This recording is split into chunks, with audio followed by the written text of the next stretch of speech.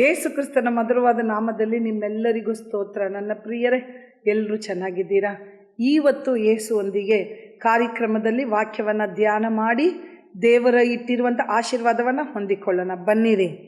ಕೀರ್ತನೆಗಳು ಬರೆದಂಥ ಪುಸ್ತಕ 32ನೇ ಅಧ್ಯಾಯ 8ನೇ ವಚನ.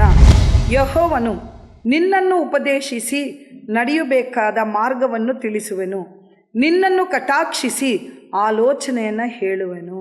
ಹಾಲೆಲೂಯ. ನನ್ನ ಪ್ರಿಯರೇ, ಇವತ್ತು ಯಾವುದಕ್ಕಾಗಿ ನೀವು ಎದುರು ನೋಡ್ತಾ ಇದ್ದೀರೋ ಆ ವಿಷಯದಲ್ಲಿ ದೇವರು ನಿಮಗೆ ಒಳ್ಳೆ ಆಲೋಚನೆಯನ್ನು ಕೊಡಲು ದೇವರು ಶಕ್ತನು. ನನ್ನ ಪ್ರಿಯರೇ, ಏಸಪ್ಪ ಹತ್ರ ನೀವು ಕೇಳಬೇಕು.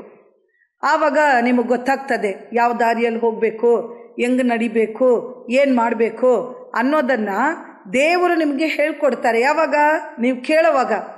ಯಾವುದೇ ಒಂದು ವಿಷಯ ಇರಲಿ, 2 ನಿಮಿಷ ದೇವ್ರ ಹತ್ರ ಮೊಣಕಾಲು ಹಾಕಿ, ಏಸಪ್ಪ ಈ ಕಾರ್ಯದಲ್ಲಿ ನನಗೆ ಗೊತ್ತಿಲ್ಲ ಸ್ವಾಮಿ, ನನ್ನನ್ನು ದಾರಿ ನಡೆಸಪ್ಪ ಅಂತ ಹೇಳಿದ್ರೆ ದೇವರು ನಿಮಗೆ ವಾಗ್ದಾನ ಕೊಟ್ಟಿದ್ದಾರೆ. ಅವರು ನಿಮ್ಮನ್ನು ಉಪದೇಶಿಸಿ ನಡೆಯಬೇಕಾದ ಮಾರ್ಗವನ್ನು ತಿಳಿಸುವರು ಮತ್ತು ನಿನ್ನನ್ನು ಕಟಾಕ್ಷಿಸಿ ಆಲೋಚನೆಯನ್ನು ಹೇಳುವರು. ಒಳ್ಳೆ ಆಲೋಚನೆಯನ್ನು ಹೇಳ್ತಾರೆ. ಈ ಕೆಲಸ ಮಾಡು, ಈ ಕೆಲಸ ಮಾಡಬೇಡ, ಇದರಲ್ಲಿ ನಿನಗೆ ದುಃಖ ಉಂಟಾಗ್ತದೆ, ಇದರಲ್ಲಿ ನೀನು ಹೋಗಬೇಡ ಅಂತ ದೇವರು ನಮಗೆ ಹೇಳ್ಕೊಡ್ತಾರೆ. ನನ್ನ ಪ್ರಿಯರೇ, ಅವ್ರು ನಮಗೆ ಹೇಳ್ಕೊಡ್ಬೇಕಾದ್ರೆ ನಾವು ಅದನ್ನು ಕೇಳಬೇಕು ತಾನೇ. ಕೇಳಿದ್ರೆ ತಾನೇ ಆ ದಾರಿ ಗೊತ್ತಾಗೋದು. ಇವಾಗ ಒಂದು ಕ್ಲಾಸಲ್ಲಿ 30 ಮಕ್ಕಳು ಇರ್ತಾರೆ, ಆದರೆ ಟೀಚರ್ಗೆ ಚೆನ್ನಾಗಿ ಗೊತ್ತು ನನ್ನ ಪ್ರಿಯರೇ, ಯಾರು ದೇವರ ಪಾಠ ಅವ್ರು ಹೇಳ್ಕೊಡುವಂಥ ಪಾಠವನ್ನು ಯಾರು ಹೇಳ್ಕೊಡ್ತಾರೆ ಅಂತ ಕರೆಕ್ಟಾಗಿ ನೋಡ್ತಾನೇ ಇರ್ತಾರೆ. ನೋಡಿಕೊಂಡು ಕರೆಕ್ಟಾಗಿ ಅವ್ರ ಹತ್ರ ಹೋಗ್ತಾರೆ. ಅವ್ರ ಪಾಠ ಮಾಡಿಕೊಂಡೇ ಅವ್ರ ಹತ್ರ ಹೋಗ್ತಾರೆ.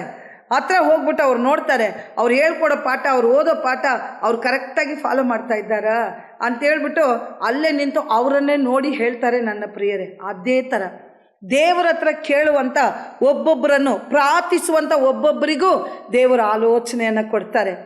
ಆದರೆ ದೇವರ ಮಕ್ಕಳಿಗೆ ಪ್ರಾರ್ಥನೆ ಮಾಡೋ ಅಭ್ಯಾಸನೇ ಇಲ್ಲ, ಕೇಳೋ ಅಭ್ಯಾಸನೇ ಇಲ್ಲ. ಬರೀ 24 ಅವರ್ಸು ಫೋನಲ್ಲೇ ಇರ್ತಾರೆ. ಎದ್ದು ಪ್ರಾರ್ಥನೆ ಮಾಡಿಬಿಟ್ಟು ವಾಕ್ಯ ಓದಬೇಕು ಅನ್ನೋದು ಜ್ಞಾಪಕನೇ ಬರಲ್ಲ. ಎದ್ದ ತಕ್ಷಣ ಯಾರ ಮೆಸೇಜ್ ಬಂದಿದೆ, ಯಾರ್ದು ಹೋಗಿದೆ, ಅವರೇನು ಆಲೋಚನೆ ಕೊಡ್ತಾರಾ? ಅವರೇನು ನಿಮಗೆ ಆಲೋಚನೆ ಕೊಡ್ತಾರಾ? ನನ್ನ ಪ್ರಿಯರೇ, ಆಲೋಚನೆ ಕೊಡೋದಕ್ಕೆ ಸಾಧ್ಯನಾ?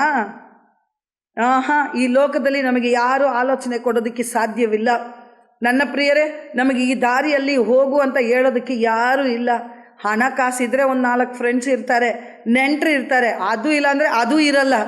ಆದರೆ ಇಲ್ಲಿ ಏಸಪ್ಪ ಹತ್ರ ನೀವು ಯಾರಾಗಿದ್ರೂ ಸರಿ, ನಿಮ್ಮ ಹತ್ರ ಇದ್ದರೂ ಇಲ್ಲದೆ ಹೋದರೂ ಹೇಗಿದ್ದೀರಾ ಅದೆಲ್ಲ ನೋಡೋದಿಲ್ಲ. ನನ್ನ ಪ್ರಿಯರೇ, ಪ್ರಾರ್ಥನೆ ಮಾಡಿ, ಏಸಪ್ಪ ನನಗೆ ದಾರಿ ತೋರಿಸಿ ಕೊಡಪ್ಪ ಅಂತ ಹೇಳಿದ್ರೆ ದೇವರು ನಿಮ್ಮನ್ನು ಉಪದೇಶಿಸಿ ನಡೆಯಬೇಕಾದ ಮಾರ್ಗವನ್ನು ತಿಳಿಸ್ತಾರೆ. ಯಾವ ಮಾರ್ಗದಲ್ಲಿ ನಡಿಬೇಕು? ದೇವರು ಹೇಳ್ಕೊಡುವಂಥ ಮಾರ್ಗ ಯಾವುದು?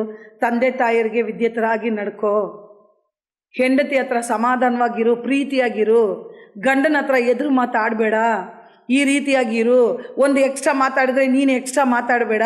ಇದು ದೇವರು ಕೊಡುವಂಥ ಉಪದೇಶ. ಈ ರೀತಿಯಾಗಿ ಹೋಗು, ಸಮಾಧಾನವಾಗಿ ಹೋಗು, ಅವರೇ ದೊಡ್ಡವರಾಗಿರಲಿ, ನಿನ್ನನ್ನು ತಗ್ಗಿಸ್ಕೊಂಡು ಹೋಗು, ನನ್ನ ಹತ್ರ ಪ್ರಾರ್ಥನೆ ಮಾಡು, ಸಮಾಧಾನವಾಗಿರು ಅಂತ ದೇವರು ನಿಮಗೆ ಆಲೋಚನೆಯನ್ನು ಕೊಡ್ತಾರೆ. ನನ್ನ ಪ್ರಿಯರೇ, ಯಾವಾಗ? ದೇವರ ಹತ್ರ ಬೇಡಿಕೊಳ್ಳುವಾಗ, ಪ್ರಾರ್ಥನೆ ಮಾಡೋವಾಗ, ವಾಕ್ಯ ಓದೋವಾಗ. ನೀವು ಕೇಳ್ತೀರಾ, ನಮಗೆ ಅವರು ತೋರಿಸ್ಕೊಡೋ ಮಾರ್ಗ ಹೆಂಗೆ ಗೊತ್ತಾಗ್ತದೆ ಸಿಸ್ಟರ್ ಅಂತ ನೀವು ಕೇಳಬಹುದು ತಾನೇ. ವಾಕ್ಯ ಓದಿ ನೋಡಿ, ಆವಾಗ ದೇವರು ಯಾವ ಮಾರ್ಗ ನಿಮಗೆ ತೋರಿಸ್ಕೊಡ್ತಾರೆ ಅಂತ ಗೊತ್ತಾಗ್ತದೆ.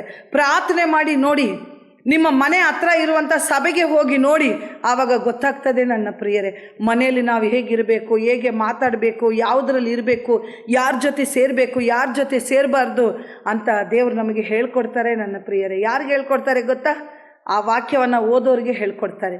ಈ ಬೈಬಲನ್ನು ತೆಗೆದು ದಿನನಿತ್ಯ ಯಾವುದನ್ನು ಮರೆತರೂ ಅದನ್ನು ಮರಿದೀರ ಓದ್ತಾರಲ್ಲ, ಅವರಿಗೆ ದೇವರು ಹೇಳ್ಕೊಡ್ತಾರೆ. ಮನಸ್ಸಲ್ಲಿ ಹೇಳ್ಕೊಡ್ತಾರೆ, ಇದು ರೈಟ್, ಇದು ರಾಂಗ್ ಅಂತ ಹೇಳ್ಕೊಡ್ತಾರೆ.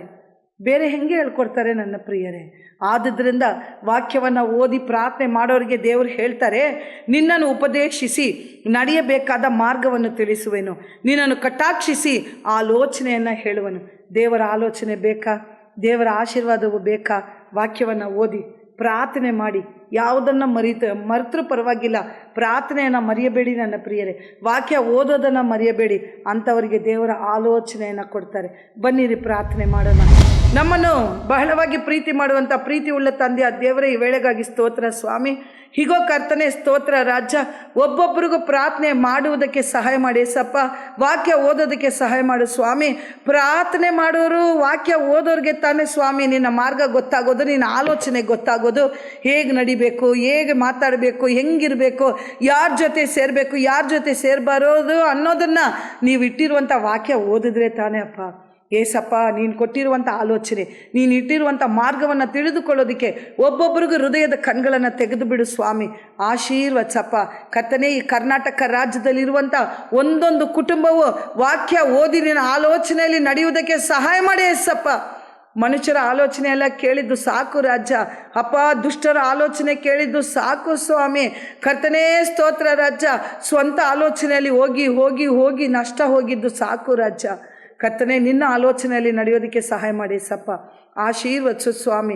ಒಬ್ಬೊಬ್ರಿಗೂ ಇವತ್ತು ಒಳ್ಳೆಯದಾಗಲಿ ರಾಜ. ಅವ್ರು ಹೋಗೋ ಕಾರ್ಯವೆಲ್ಲ ಸಫಲವಾಗಲಿ ಸ್ವಾಮಿ. ಆಶೀರ್ವಾದವಾಗಿ ಇರಲಿ ರಾಜ. ಲೋಕದ ರಕ್ಷಕನಾದ ಯೇಸು ಕ್ರಿಸ್ತನ ಮಧುರವಾದ ನಾಮದಲ್ಲಿ ಬೇಡಿ ಹೊಂದಿಕೊಳ್ತೇನೆ ನನ್ನ ತಂದೆಯೇ. ಆಮೆನ್. ಆಮೆನ್. ದೇವರು ನಿಮ್ಮನ್ನು ಆಶೀರ್ವದಿಸಲಿ.